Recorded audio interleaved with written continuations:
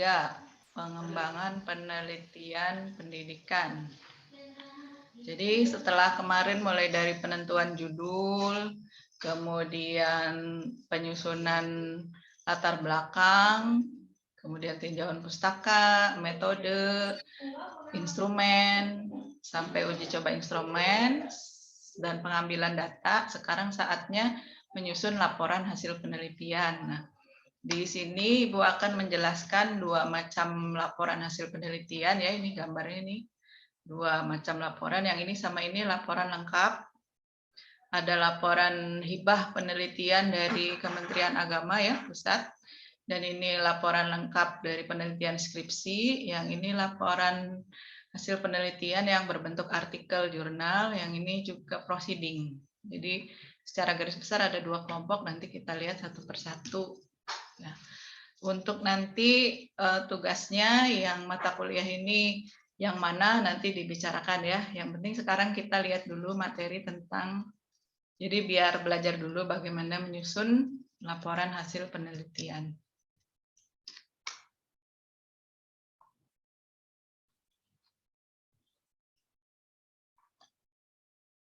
Ya, laporan hasil penelitian ketika kita sudah melakukan penelitian, kita harus membuat atau menulis laporannya, karena kalau tidak dilaporkan nanti orang tidak tahu kita sudah penelitian apa dan apa manfaatnya. Tidak ada manfaatnya kalau tidak ditulis laporannya ya. Orang nggak tahu karena kita penelitian mungkin hanya melibatkan sedikit orang, hasilnya nanti siapa yang memanfaatkan hasil penelitian itu. Nah, oleh sebab itu kita harus menulis laporan hasil penelitian. Sama seperti kita praktikum juga ya, menulis laporan praktikum. Nah, untuk menulis laporan hasil penelitian kita harus tahu dulu kepada siapa laporan itu ditujukan. Kalau kepada penyandang dana beda.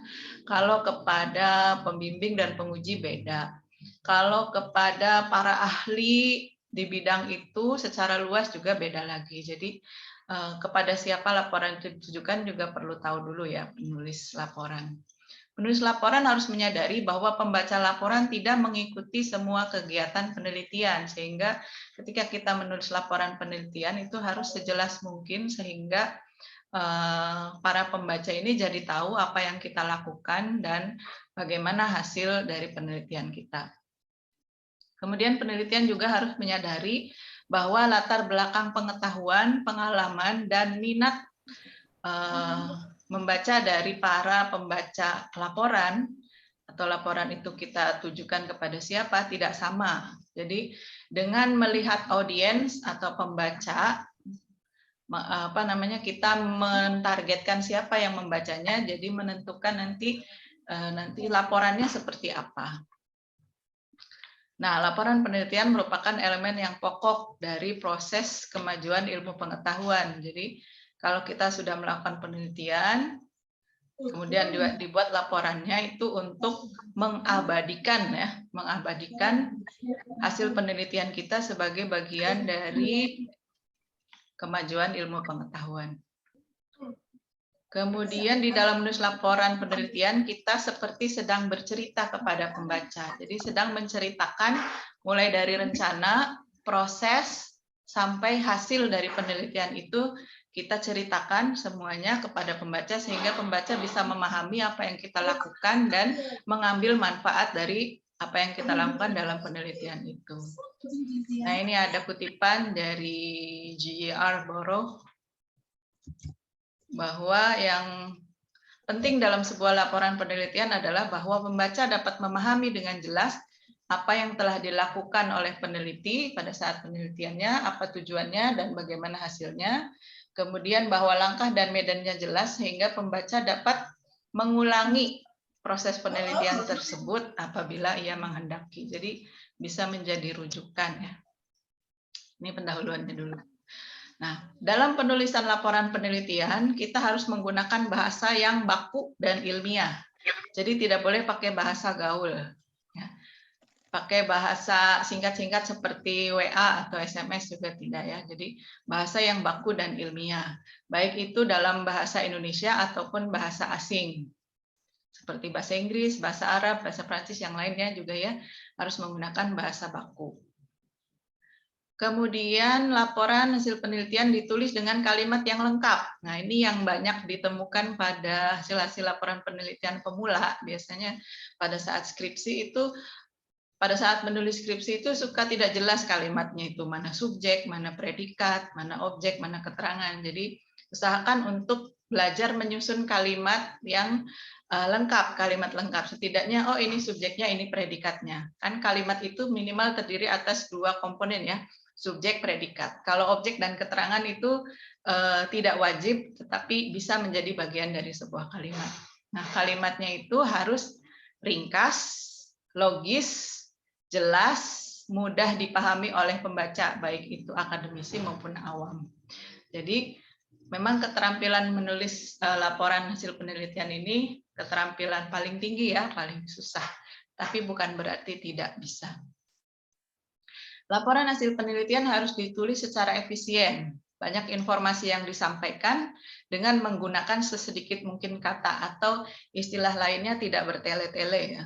Jadi nggak usah muter-muter nyerita yang apa, langsung aja ceritakan apa yang dilakukan. Kemudian laporan hasil penelitian mengikuti metode ilmiah sesuai dengan disiplin ilmunya. Mengikuti petunjuk atau panduan penulisan sesuai dengan kepada siapa laporan itu akan ditujukan. Jadi kalau misalnya menulis laporan hasil penelitian skripsi, ya mengikuti buku panduan penulisan karya ilmiah tugas akhir di kampus. Kalau ditujukan untuk jurnal atau proceeding, ya mengikuti author guideline atau submission guideline ya. Nanti di setiap jurnal ada petunjuknya. Nah, mungkin di setiap jurnal ini petunjuknya berbeda-beda. Sama juga panduan karya ilmiah di satu kampus dengan kampus lain mungkin berbeda. Satu kampus aja beda jurusan, beda prodi mungkin agak berbeda ya. Selanjutnya, format laporan penelitian ini pada umumnya sebetulnya sama, serupa. Namun banyak sekali terdapat versi format laporan. Jadi dalam dunia penulisan laporan penelitian terdapat banyak sekali versi. Nah, yang cakupannya itu kebanyakan sama, yang membedakan adalah urutan penyajiannya, ada yang apa dulu, lalu apa. Kemudian penekanan materi yang dilaporkan, mana yang lebih banyak dilaporkan. Kemudian pandangan perlu tidaknya suatu bagian disampaikan kepada pembaca. Jadi itu yang membedakannya. Nah, untuk kalian dalam penelitian pendidikan, terutama kita yang biologi ya, ada 2 macam format laporan penelitian. Yang pertama laporan lengkap dan laporan artikel. Ini istilah yang saya buat sendiri ya. Jadi mungkin tidak bisa menemukan di tempat lain atau mungkin juga ada. Saya juga kurang tahu, yang jelas ini saya pakai istilah ini untuk memudahkan kita ada 2 macam laporan hasil penelitian. Nah, laporan lengkap ini biasanya digunakan untuk melaporkan hasil penelitian tugas akhir, seperti skripsi, tesis, disertasi, atau hasil penelitian riset yang dibiayai oleh lembaga tertentu. Jadi ini laporannya lengkap, mulai dari segala macam, rinci, jumlah halamannya juga relatif banyak dibanding artikel. Nah, dengan format dan gaya yang standar, artinya tidak beda-beda, biasanya serupa untuk laporan lengkap. Bandingkan aja skripsi, tesis, disertasi itu formatnya biasanya hampir sama. Kemudian mengikuti panduan dari penulisan tugas akhir ya. Jadi ada pedomannya biasanya di kampus-kampus. Atau kalau misalnya hibah penelitian ada panduan penulisan laporannya. Nah, kalau artikel ini tujuannya atau digunakannya untuk publikasi, baik itu pada jurnal, berkala ilmiah, ataupun proceeding seminar atau konferensi. Nah, artikel ini ditulis lebih ringkas dibandingkan laporan lengkap. Oleh sebab itu, jumlah halamannya juga sedikit, biasanya lebih sedikit. Karena biasanya di jurnalnya itu diatur, jumlah halamannya dibatasi. Jadi tidak bisa sebanyak yang kita kalau membuat laporan lengkap. Kemudian format Huruf dan gayanya juga spesifik. Setiap jurnal atau setiap proceeding memiliki gaya selingkung dan template yang berbeda. Jadi harus dibaca. Jadi sebelum menulis itu harus ditujukan dulu ke jurnal mana, dibaca gaya selingkungnya atau submission guideline-nya, author guideline. Nah, nanti di situ biasanya ada template, ada juga yang tidak pakai template.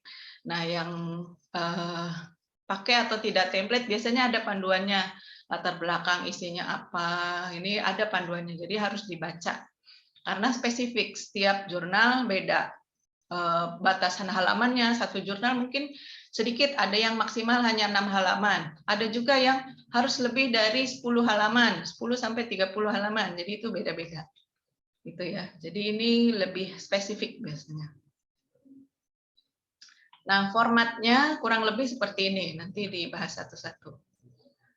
Format laporan lengkap itu ada bagian awal, ada bagian inti, dan ada bagian belakang ya. Bagian awal atau bagian depan, preliminary materials itu yang cover dan sebagainya. Kemudian bagian inti itu ada bab 1 sampai bab 5 biasanya disebutnya. Bab 1 pendahuluan, bab 2 tinjauan pustaka, bab 3 metode penelitian, bab 4 hasil penelitian dan pembahasan, bab 5 kesimpulan dan saran. Nah, bagian belakang, bagian akhir itu ada daftar pustaka dan lampiran-lampiran. Kadang-kadang ada juga yang melampirkan CV penulis, ya, CV peneliti. Dan ini juga tidak selalu seperti ini, karena ada yang metodenya itu di bab 2. Itu nanti tergantung dari panduannya. Nah, kalau seperti misalnya yang kualitatif juga belum tentu seperti ini. Jadi ini secara umum untuk yang kuantitatif, ya. Kadang-kadang kualitatif juga ada yang menggunakan seperti ini.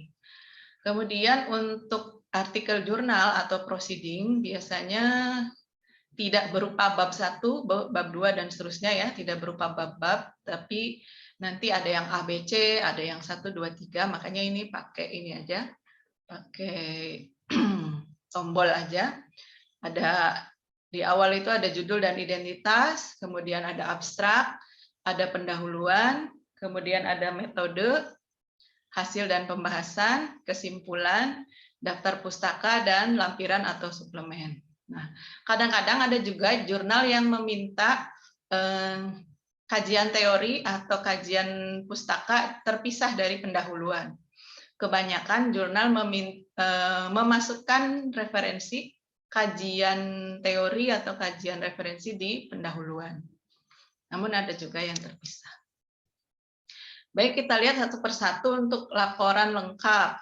Bagian depan atau bagian awal itu tadi berisi halaman judul atau kita sering menyebutnya cover ya. Di situ ada judul penelitian kita, kemudian penelitiannya penelitian apa. Kalau skripsi biasanya tulisan skripsi, tesis, disertasi, dan seterusnya. Atau kalau penelitian hibah bersaing apa, atau penelitian apa ya. Jadi ada judulnya. Kemudian ada nama penulisnya atau penelitinya, kemudian ada lembaga, ada logo lembaga ya, seperti yang tadi digambar di awal, kira-kira seperti itu untuk laporan lengkap. Sementara kalau di artikel kan nggak ada yang seperti ini ya. Kemudian ada mungkin lembar pengesahan ya, tanda tangan dari pihak berwenang.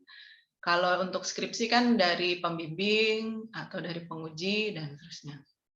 Kemudian setelah itu ada halaman abstrak. Dan ini mungkin juga susunannya tidak sama ya, harus dilihat lagi di panduannya. Tapi secara garis besar begini, abstrak itu paling tidak berisi 1 atau berapa kalimat latar belakang, tujuan, metode, temuan atau hasil ya, dan simpulan. Itu abstrak. Nanti biasanya jumlah katanya dibatasi. Tiap-tiap institusi berbeda, nanti dilihat batasan abstraknya berapa huruf. Kemudian ada kata pengantar, ini menerangkan laporan ini ditujukan untuk apa, untuk siapa, dan sebagainya. Kemudian ada daftar isi, udah tahu ya, urutan setiap bab, subbab, dan halamannya, daftar tabel, daftar gambar, daftar lampiran. Selanjutnya di pendahuluan. Nah, ini pendahuluan ini adalah bab yang mengantarkan isi naskah. yaitu bab yang berisi hal-hal umum yang dijadikan landasan kerja dari peneliti atau penyusun laporan ini. Nah, pendahuluan dalam karya ilmiah biasanya berisi latar belakang masalah, identifikasi masalah, rumusan masalah, pembatasan masalah, tujuan penelitian, dan manfaat penelitian. Nah, untuk urutannya atau mungkin ada tambahan bisa nanti dirujuk kepada buku panduannya. Nah, latar belakang ini berisi uraian yang menyebabkan perlu dilakukannya penelitian ini. Jadi apa sih yang menyebabkan penelitian ini perlu dilakukan? Ini perlu dijelaskan, diuraikan di bagian latar belakang. Nah, penyajiannya dari yang umum ke yang khusus. Nah, kemudian yang disebut masalah, karena tadi kan latar belakang masalah ya, adalah adanya kesenjangan antara yang seharusnya dengan kenyataan. Jadi kalau misalnya idealnya pembelajaran itu begini-begini, hasil belajar itu begini-begini, kenyataannya pembelajarannya begitu-begitu, dan hasil belajarnya juga begitu-begitu, maka di situ ada masalah. Nah, kemudian makanya perlu ditulis ada deskripsi atau uraian tentang adanya masalah yang menyebabkan perlunya dilakukan penelitian ini. Jadi isi latar belakang masalah gitu ya. Kemudian ada identifikasi masalah itu dari latar belakang disarikan atau dirangkum masalah apa, dibuat list ya. Kemudian ada rumusan masalah, ini yang menentukan bahasan dari isi penelitian atau laporan penelitian ini. Biasanya diuraikan lagi dalam pertanyaan penelitian dalam bentuk kalimat tanya. Kemudian ada pembatasan masalah, ini diambil dari identifikasi masalah dan ruang lingkup yang akan dibahas dalam penelitian ini. Kemudian tujuan penelitian itu menjawab rumusan masalah yang nanti akan menjadi guideline juga dari penelitian, laporan penelitian, dan manfaat penelitian. Kemudian di tinjauan pustaka ini memuat teori-teori yang mendasari diperlukannya penelitian ini. Teori-teori yang mendasari penelitian ini, kemudian hasil-hasil penelitian terdahulu terkait dengan penelitian ini yang mendukung penelitian ini harus dilakukan oleh peneliti. Bagian tinjauan pustaka atau kajian teori ini menjadi dasar untuk mengembangkan perangkat dan instrumen penelitian. Kemarin waktu menyusun instrumen gitu ya. Jadi di saat menyusun teori, kita mau menyusun instrumen yang seperti apa, itu uraiannya, teorinya sudah harus ada di tinjauan pustaka. Jadi sebagai dasar. Kalau sudah ada di bab 2-nya, maka kita bisa untuk mengembangkan perangkat atau instrumen penelitian. Jadi kalau mau penelitiannya mengukur hasil belajar, maka pengertian hasil belajar dan apa saja yang diukur pada hasil belajar itu harus sudah ada di tinjauan pustaka. Kalau mau menerapkan misalnya media pembelajaran berbasis Android, maka apa itu Android, apa itu media pembelajaran juga harus ada di tinjauan pustaka. Sehingga ketika kita mengembangkan perangkat dan sebagainya itu kita punya dasar, tidak sekedar mencoba gitu, tidak sekedar coba-coba. Kajian teori atau kerangka teori atau tinjauan pustaka ini juga berisi prinsip-prinsip teori yang mempengaruhi dalam pembahasan. Jadi nanti ini diperlukan juga pada saat pembahasan.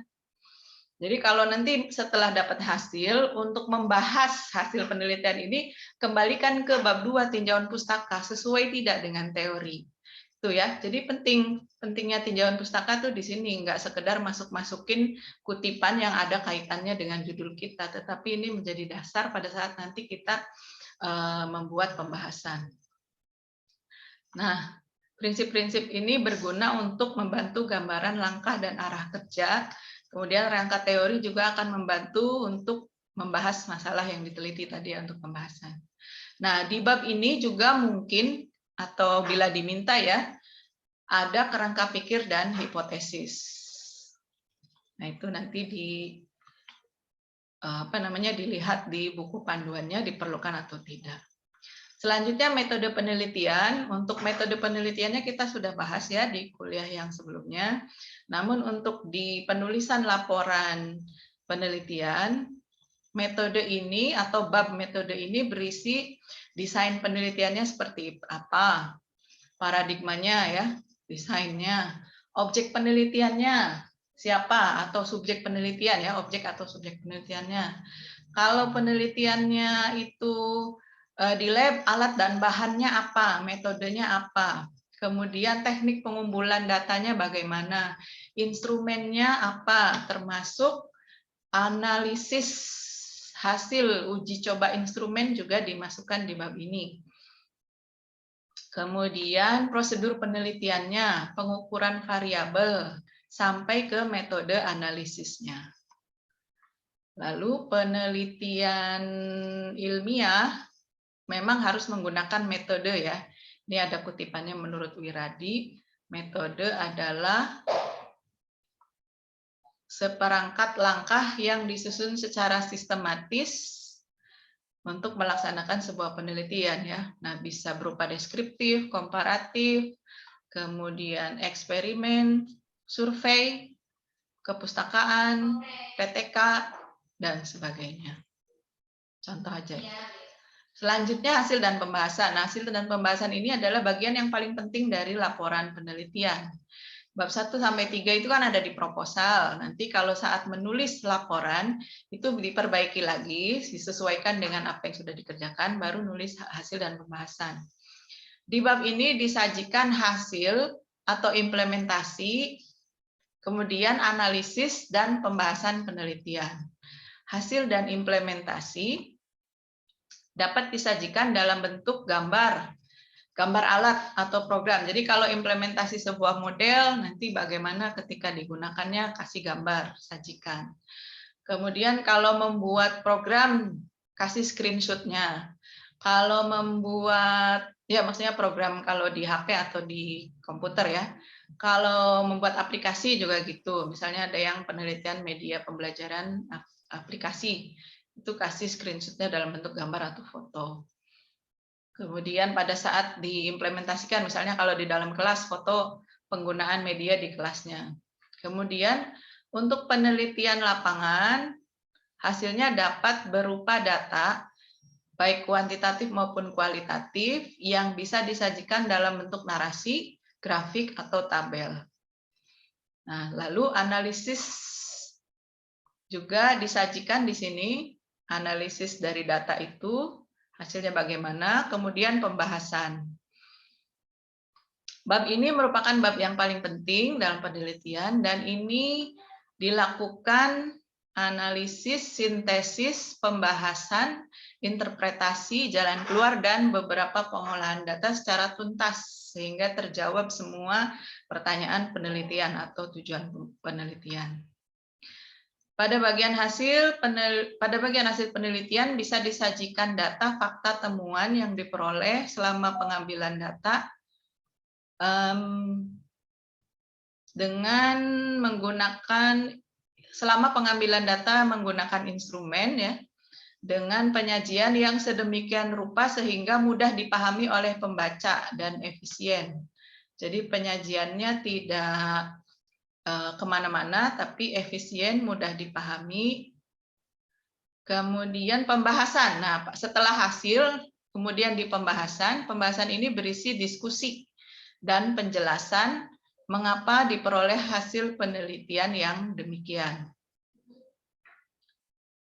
Kemudian hasil itu dibandingkan dengan teori yang mendasari, ya, yang tadi bab 2, dan dibandingkan dengan hasil-hasil penelitian terdahulu.